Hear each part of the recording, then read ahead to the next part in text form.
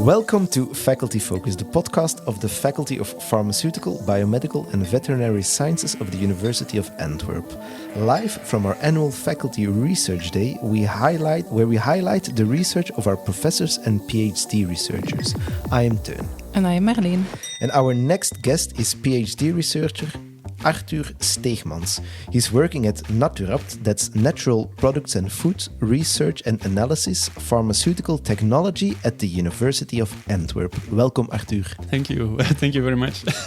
Arthur investigates spray freeze drying as a novel drying process for the formulation of probiotic powders, and this with, and I'm going to do my very best to get this right, Lactaceibacillus rhamnosus GG as a model probiotic strain. You can say LGG if you want. Yeah, but I just had to pronounce it once. Yeah. So, Arthur, let's start at the beginning. What are probiotics? Probiotics are living bacteria which, when you administer it to a host, provides benefits to the host, benefits on health benefits on the host. They are already situated in the gut, in your mouth, on your skin. Microflora are everywhere, and probiotics are healthy bacteria to provide a health benefit. Okay, and there's always a hint of pseudoscience surrounding probiotics. How are they applied in a clinical context? In a clinical context, there are already several studies provided by the lab of my co-promoter, Sarah Lebeer, which are proven to have a benefit on the hosts. So I would not call it pseudoscience at all. Okay. Probiotics is actually a thing. It is already applied in the clinical context. There are a lot of probiotic formulations already available on the market, but not as a pharmaceutical preparation yet. Okay. How important is it then to have clear quality standards concerning these probiotics? It is important because you want to be honest with your patient. And if you want to claim clinical benefits or health benefits, then it is important to also have the right quality standards applied to the product. That's for every pharmaceutical compound, live bacteria or dead compounds, chemical compounds.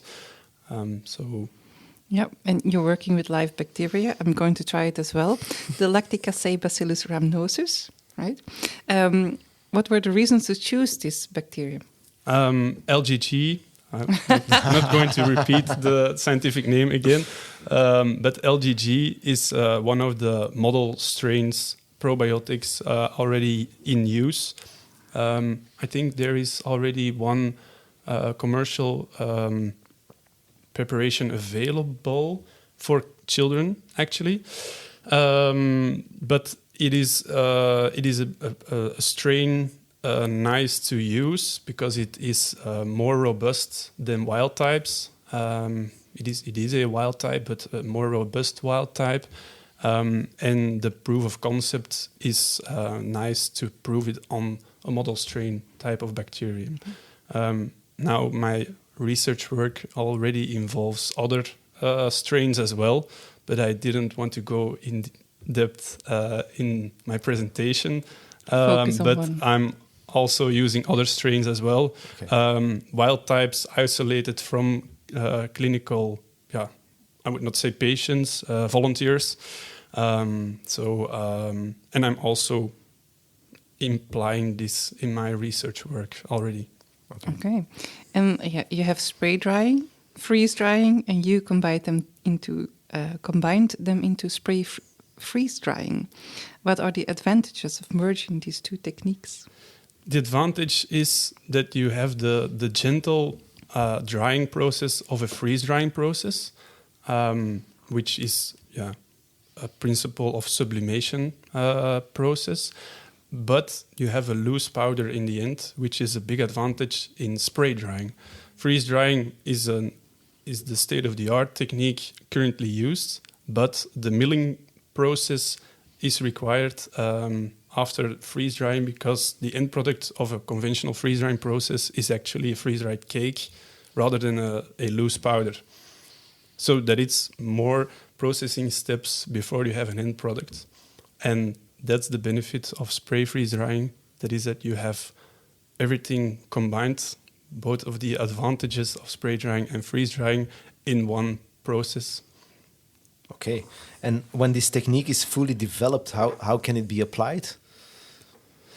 It can be applied by developing products in a loose powders, just like powder bags, for example. Mm-hmm. But I'm now also testing in my research work compaction experiments with the loose powder. So I'm doing compaction experiments with the spray freeze dried powder to see if compaction is possible with the probiotics in the dried state. And the results are very promising. And compaction, what's compaction? So we're producing tablets. Okay. Simple as that. Okay. We're producing tablets with a spray freeze-dried powder, which was not yet described in the literature before. Okay. So yeah, you used the word tabletability in your presentation, exactly, right? Yeah. What are the important factors to take into account to make the perfect tablet? The tablet should not break after a certain force is applied, but it should also not be too hard that it's not decomposed in the human body. Next big thing about tableting is the bacteria should survive the process. So that's actually Preferably. the main question about tableting is, do the bacteria survive the compaction process or not? So that are actually the two main goals in tabletability, is finding the right properties for the tablet and see if the bacteria survive the process. And what's the benefit of making a tablet instead of just having the powder in a capsule? In a capsule, for example, or in like a bottle, or in, how do you call it, in a sachet? Yeah, or a vial, for example. Yeah. Tableting is the most used production technique for oral dosage forms.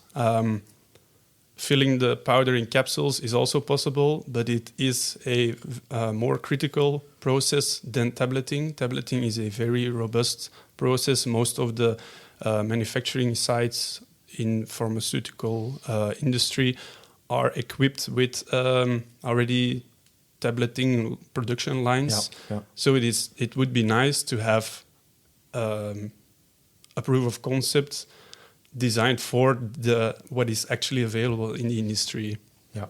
Okay. And you also have the melt under your tongue tablets. Yeah.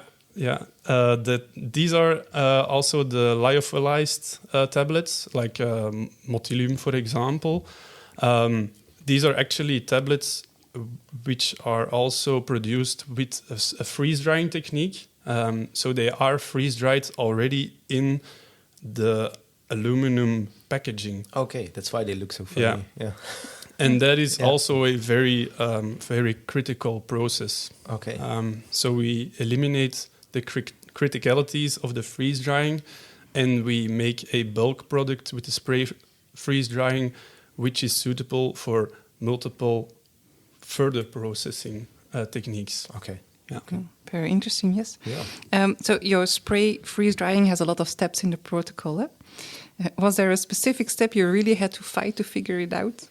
I did the experiments in a production site in Germany.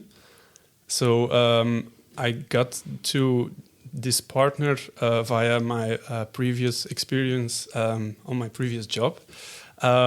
And we had the chance to try the process as deep as we wanted to. But the challenge was that the lab is here, where we grow the bacteria, and the production site is in Germany, which is almost 7 hours drive. Not good for your bacteria. Living bacteria, you can already imagine if you are producing the bacteria and you do the drying process, the conditions are not ideal. Yeah. And we already repeated several experiments now this summer, and we tried to tighten the timelines a little bit, and now we got even nicer results than which were published already earlier this year.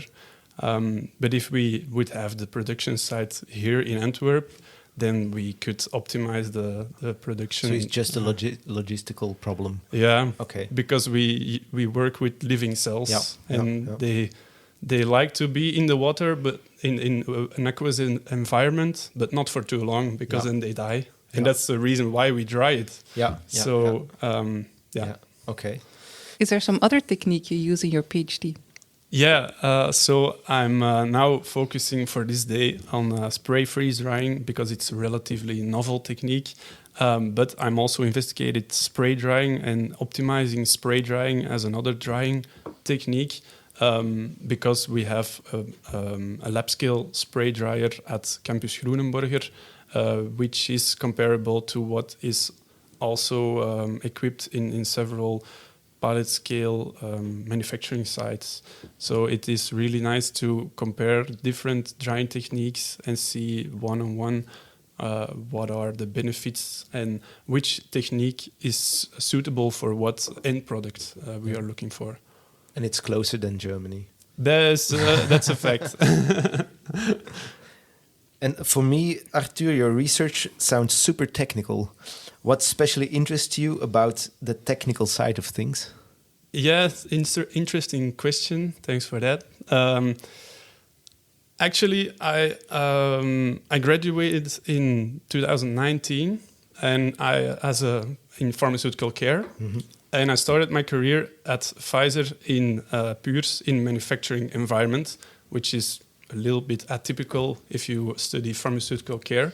But then I got involved in freeze-drying processes. I was product and process owner of several aseptic freeze-dried products. And then I got the opportunity to start a PhD here at the university. And it was really nice to have my experience on the field and put it in my research. Yeah. Okay. So that's, it kind of, evolved a little bit the technical interest, but in my hobbies I'm also kind of interested in technical things. Yeah. Like maintaining my bicycle. Oh, okay. Yeah. Maintaining a mountain bike, preparing the skis for the next winter. We are renovating the house. That's almost the same as making pills. Yeah. Totally other skill sets, but complementary probably. Yeah. Okay. Thank you, Arthur. Before we wrap up, one last question: what advice would you give to a young starting PhD researcher? It doesn't have to be young, just a starting PhD researcher. Yeah, because I was not young at all. That's still young. Sorry. That's why correction. Still young. Why I rephrased my question. Your research is what you make of it. So your imagination is the boundary of your research. And if you just try and see what comes next, then your research would also be a fun journey. If you wait for opportunities to come towards you, then I think the chances are smaller that something nice will happen to you. That's also, I would like to thank my supervisor for that, for not limiting my naivety as a young researcher and to see what is possible. The compaction experiments were actually not on the radar before, but when I was doing the analysis in another lab, they had a compaction simulator and they said, maybe we should just try it and see where we get. And we did some preliminary experiments and they tend to be better than we expected. So now we're in the compaction story, which I did not expect starting my PhD at all. Yeah. Okay. That sounds like an adventurous path. It is. The journey is the destination. Another bumper sticker. Another bumper sticker. Every episode we have one bumper sticker. Oh, nice. Not really, but in this one we have another one. Okay, Arthur, thank you for coming by. Thank you, Arthur. And good luck with your presentation this afternoon. Thank you very much.